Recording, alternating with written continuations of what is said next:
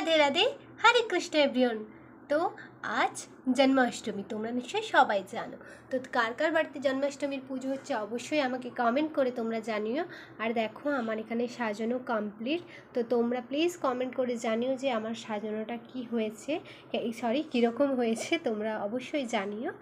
তো আর দেখো এখানে আমাদের দেয়া হয়েছে ক্ষীর, ছানা, মাখনটা বের করা হয়নি, ফ্রিজে আছে। আর এটা পরমান্ন, সুজি, নারকেল নাড়ু, ওদিকে খই, মুড়কি আছে, তিলের নাড়ু, চালের নাড়ু, এদিকে লুচি, গুলগুলি, গুড় পিঠা, 3 রকমের ভাজা, আর এখানে কেক দেয়া হয়েছে। আর এখানে ফল আছে, ফলগুলো ব্রাহ্মণ মশাইলে কাটানো হবে।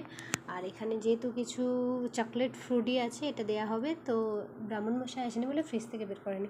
আর এদিকে খিদে রেডি হয়ে আছে, ব্রাহ্মণ এলেই পুজোটা হবে। তো আমার সাজানোটা কেমন লাগলো অবশ্যই কমেন্ট করে জানিও। রাধে রাধে, হরে কৃষ্ণ এভরিওয়ান।